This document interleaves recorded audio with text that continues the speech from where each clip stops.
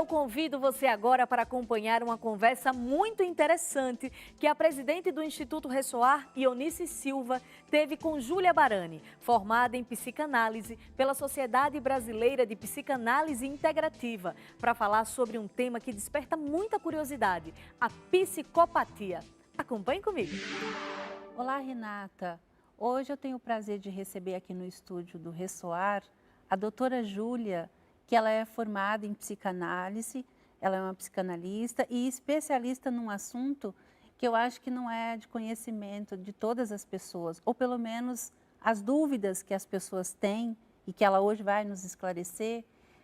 Nós vamos falar sobre o tema psicopatia, que infelizmente é uma situação que acontece do cotidiano de todas as pessoas e que nem sempre a gente tem esse conhecimento. Então, eu queria agradecer a sua presença aqui, doutora, dizer que a gente está muito feliz de te receber e poder levar esse conhecimento ao nosso público. Eu agradeço o convite, ainda mais que fiquei sabendo dos objetivos e das ações que vocês têm no Ressoar, eu me sinto honrada.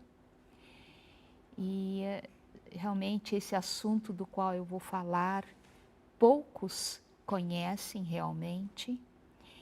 E o Superasas é o grupo do qual eu faço, que eu formei, né, para tratar desse assunto, recebe quase que diariamente pedidos de ajuda. Então isso nos mostra o quão importante é, principalmente, informação do que é isso. Sim, e foi pensando nisso que nós tivemos a intenção de trazê-la aqui, porque a gente conheceu o seu trabalho, a gente viu, principalmente o Superasas, que dá a oportunidade para as pessoas receber essa informação. E isso tem um elo, tem uma conexão forte com o nosso trabalho aqui no Instituto Ressoar também. Então, a gente queria muito que hoje a gente pudesse levar para as pessoas que estão passando por isso, Sim. ou que já passaram, que sofreram, né? Sim. Com um psicopata do cotidiano, que eu vou te fazer uma pergunta agora, para que a senhora comece a falar. Como é que a gente identifica um psicopata? Pouca gente sabe que psicopatia existe no meio de nós. No mínimo 3% da população. Alguns pesquisadores falam que são 5%. É muita gente. Isso significa o quê? Num grupo de 30, tem um. Poderá ter um, né? E como é que nós identificamos? Pelos efeitos na vítima. Porque o próprio ou a própria, tem mulher também, eles agem de forma muito dissimulada. Eles se parecem com uma pessoa normal. E é isso que torna tão difícil, inclusive depois da vítima, mostrar que ela é vítima. As pessoas não acreditam. Imagina, essa pessoa tão boníssima, tão inteligente. Você deve estar alucinando, você deve estar louca. Essa frase, por exemplo, eu recebo muito no meu consultório. Né? Você deve estar louca. E a pessoa se sente louca mesmo. Então, o indício é você começar a sofrer nesse relacionamento sem entender muito bem por quê. Agora, Júlia, como é que caracteriza um psicopata? Porque isso tudo que você falou, ele age dessa forma, mas como é que a gente identifica? Essa é a grande pergunta, né? Entre tantas pessoas, por que existe uma pessoa que não é doente? No CID-10 é classificado como transtorno de personalidade.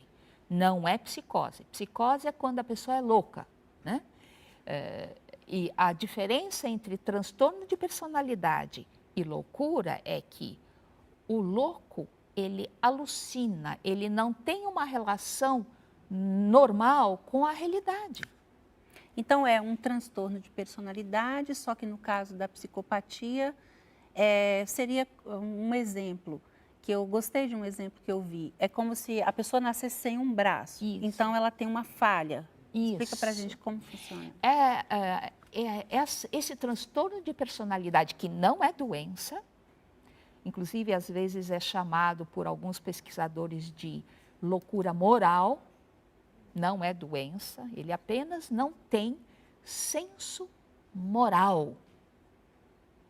Ele finge ter, mas não tem. E o que é um senso moral no ser humano?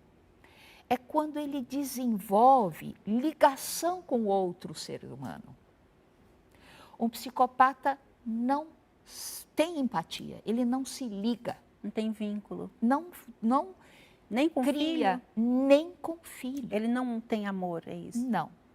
E é um assunto que a gente até falava anteriormente, que pessoas esclarecidas, muitas pessoas falam, mas não, psicopata é só o serial killer, aquele bandido que mata em série, com requinte de crueldade e tudo mais. E a gente falava que é só quem foi vítima de ou está sendo vítima de que é o nosso assunto hoje, por isso a gente está aqui, para ajudar essa pessoa que está passando por isso, ou já passou e não sabe como sair disso. Eu queria que a senhora falasse sobre isso. Quem está envolvida hoje, para ela saber. Então, quer dizer que o que eu estou passando é isso? Por favor. Então, antes de entrar mais nisso, eu quero dizer o que distingue o psicopata de todos os outros transtornos. É a crueldade. Ele faz porque ele tem prazer de machucar o outro. E isso começa a transparecer no relacionamento. Você enxerga isso já na segunda ou na terceira fase do relacionamento, você começa a perceber essa crueldade e você mesma não acredita que você está vendo isso. Né? Então, na segunda fase, quando a vítima já está no papo, né, ele começa a cercar a vítima de todos os lados para ter controle sobre ela. Se casar com ela, assinar um papel, é uma forma que ele possa controlar, porque é o que ela quer, ele faz. Ele casa com a pessoa. Né? E a pessoa se sente no dever de servir esse marido ou essa esposa. Né? Ele começa a tirar todo o sistema de apoio que a pessoa tem. Ele ganha essa vítima. Amigos. A primeira coisa é que ela se apaixona por ele. Sim. A paixão é avassaladora. Porque apareceu a pessoa... O príncipe encantado. O príncipe encantado. Então, a primeira coisa que uma vítima precisa desconfiar é muito bom para ser verdade. Isso não é normal. É muito perfeito para ser verdade. Muito perfeito. Ser humano normal não é perfeito. Então, essa é a primeira dica que eu dou. Se é bom demais, desconfie. Depois, eles pegam por tudo, né? Emocionalmente, pelo sexo. Eles são parceiros sexuais maravilhosos. Você nunca experienciou isso na vida. E por quê? Bem, primeiro, porque eles praticam bastante. Né? E não é só com você, eles praticam com quem aparecer na frente, eles querem e eles praticam. Só que você não sabe que você está sendo traída desde o primeiro dia. Eu tenho casos de pessoas que têm 3, 4 famílias, uma não sabendo da outra. Meu Deus. Tá? Filhos. Né? E não precisa ter só família, ele pode ter vários casos. Né? Viaja, meu bem, eu preciso viajar. Você cuida das nossas coisas? Cuido a pessoa, né? A outra pessoa. Enquanto isso, ele está visitando a outra. E não deixa transparecer isso. Né? Ou as outras. Né? Sim. Eu já soube eu já ouvi essa história várias vezes no meu consultório. Né? Então, e a pessoa que ficou sim, cuido, a pessoa se dedica, né? E aí começam os maus tratos. Nessa terceira fase, e o abusador ou a abusadora mostra que está insatisfeito com você. E você quer aquele homem que conheceu no início de volta, né?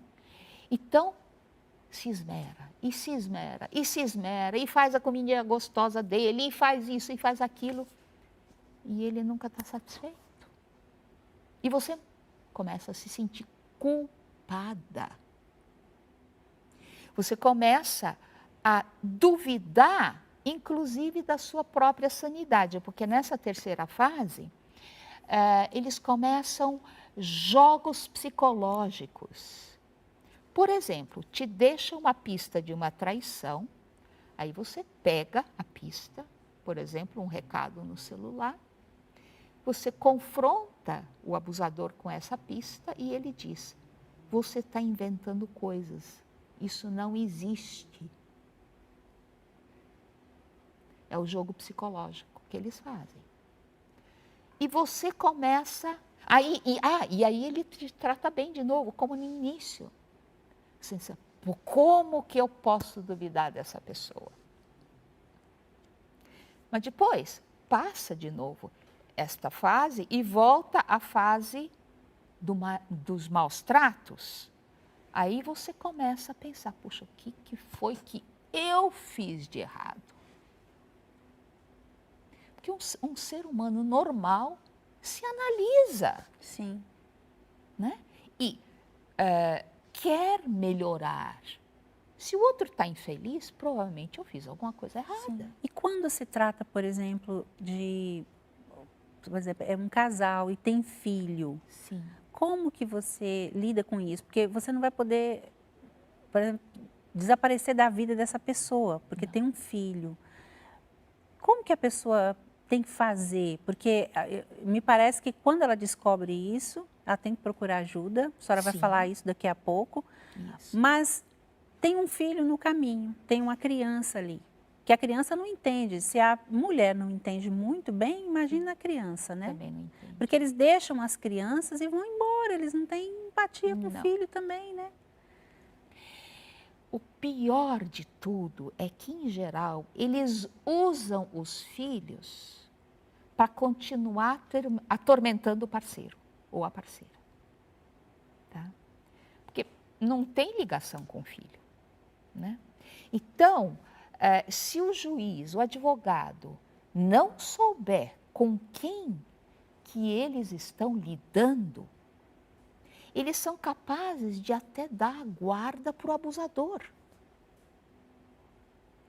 Isso é terrível. Porque eles são tão sedutores, né? Pois é. E o que eles fazem numa corte, numa disputa de guarda, por exemplo? Eles atormentam tanto a vítima que é ela que parece a desequilibrada. Eu cansei de ver isso em processos judiciais. Eu queria que a senhora falasse, até para esclarecer, a pessoa desenvolve a psicopatia, ela já nasce com ela? Desde criancinha isso já se manifesta? Desde criança isso se manifesta. Esse mau funcionamento do cérebro é de nascença. A não ser que a pessoa sofra um acidente e lhe seja lesada esta região. Isso aconteceu na história já, né? Phineas Cage, por exemplo, é um caso famoso. Ele sobreviveu a uma barra de ferro que entrou nessa região da cabeça dele e lesou o córtex pré-frontal. Né?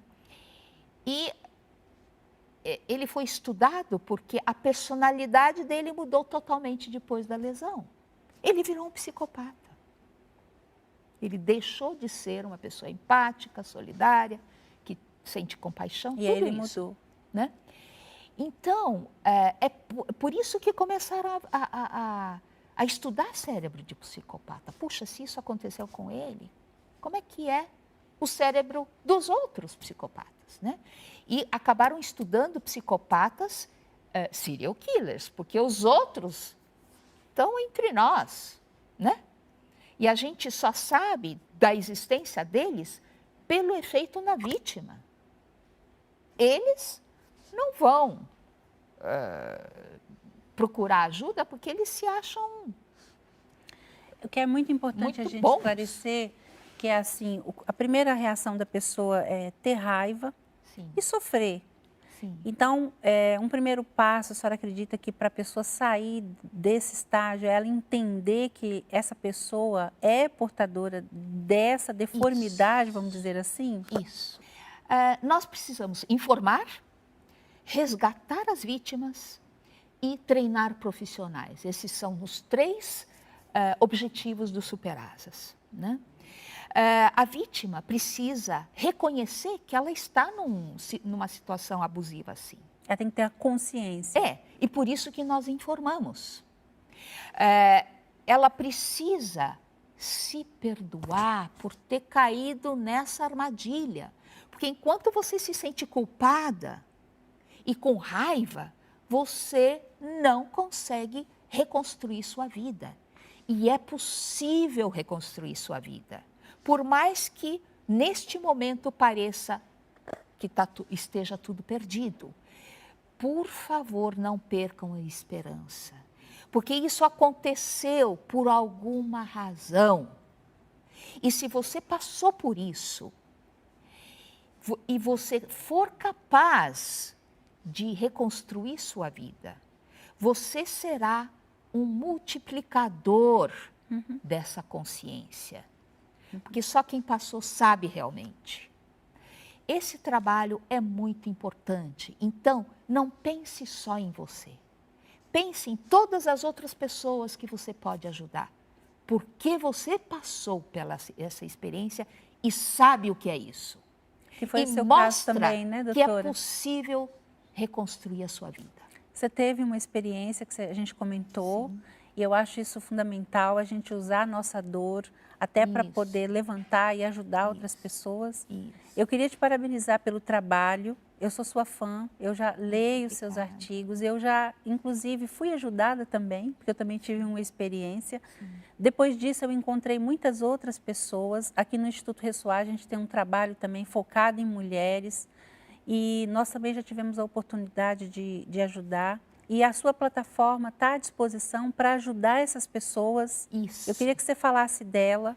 Sim. Eu queria que você falasse também de um livro que eu acho incrível, que além do seu trabalho maravilhoso, você também é uma autora. E aqui você coloca informações valiosas também, porque eu acho que a gente tem que esclarecer. O Sim. tempo foi curto, né? Mas eu acho que deu para a gente dar uma pincelada. Sim. Eu queria que a senhora voltasse mais vezes. Volto. Mas, por sim. favor, fale da plataforma e do livro. O Superasas tem um site, né? Superasas, www.psicopatasentrenós.com.br.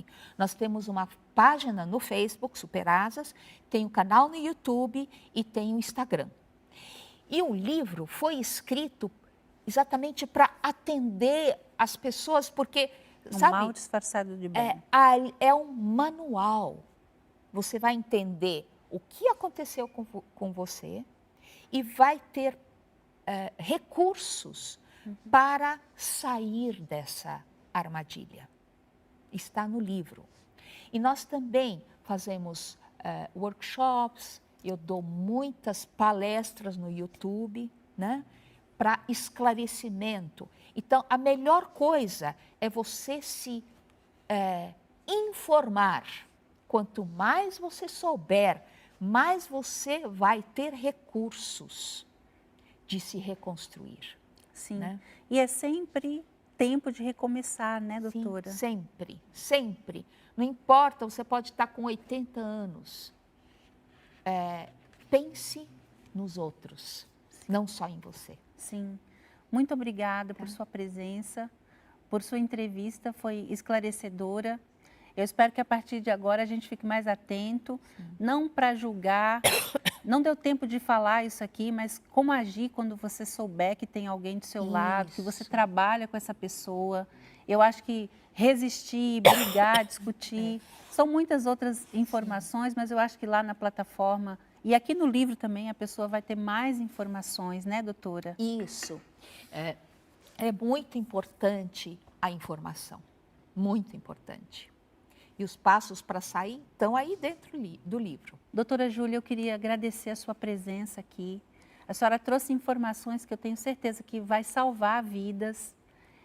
Eu acho que hoje a gente conseguiu falar, não falamos tudo, porque é um assunto muito extenso, mas eu acho que aqui no livro tem todas as informações, na plataforma também. Sim. Eu acredito que a senhora e as pessoas que trabalham com a senhora estão à disposição para receber, ouvir essas pessoas, esclarecer mais. Nós estamos muito felizes com sua presença, muito obrigada e eu espero que a senhora volte mais vezes. Eu agradeço o convite. Vamos espalhar essas notícias todas para que as pessoas fiquem alertas. Sim, muito obrigada. Muito obrigada, Eunice. Que interessante abordar esse assunto de maneira tão clara, né? E esclarecer algumas das muitas dúvidas que todos nós temos, não é mesmo?